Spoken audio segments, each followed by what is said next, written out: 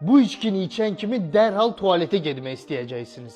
Yoğun bağırsaq 6 kiloya qədər artıqları, nəcis qalıqları və zərərli maddələri xaric edə bilər. Pəhriz saxlayırsınız, amma qarnınız yenə də sanki 5-ci ayın hamiləliyində kimi şiş qalır. Sizdə çox güman ki, o piy deyil, yığılıb daxildə günlərdir qalan və orqanizmi günlərdir zəhərləyən o artıqları daşıyırsınız. İndi sizə elə bir təmizləmə resepti verəcəm ki, səhər bir stəkan için bağırsaqlarınızı tərtəmiz təmizləyəcək. Əgər əziyyət deyilsə, videonu like edin, kanalıma abunə olun, mənim səhifəmdə yalnız faydalı videolardır. Daimi qəbzlik varsa, nəcisə gündə bir dəfədən az gedirsinizsə, yeməkdən dərhal sonra ağırlıq, köp yaranırsa, kifayət qədər yatsanız belə, xroniki yorğunluq, dərinizdə solğunluq müşahidə olunursa, bu artıq bağırsaqlarınızdan gələn sos siqnalı deməkdir. Bağırsaqlar tənbəlləşib, toksinlər yenidən qana soğurulur, qaraciyər isə bu yükün öhdəsindən gələ bilmir. Artıq 2-3 gün ərzində qarnınız düzləşəcək, 3 kiloya qədər ödəm və bağırsaq artıqları ixrac olunacaq və sizdə o çatışmayan yüngüllük və enerji yaradacaq. Sizə cəmi 3 əlçatan məhsul lazımdır və onlar həzm sistemi üçün təmizləyici vasitədir. İlk öncə 300 millik kefir 1%lik olsa yaxşı olar, bu mikroflora üçün əsasdır. Növbəti bir xörək qaşığı üyüdülmüş kətan toxumları olmalıdır. Mütləq üyüdülmüş, çünki bütöv halda olsa o qədər də təsirli olmayacaq. Kətan şərək, süngər kimi bağırsaq divarlarındakı artıq qalıqları toplayır. Və sonda 1 ədəd mandarin və yaxud yarım qreypfrutun sokunu sıxırsınız,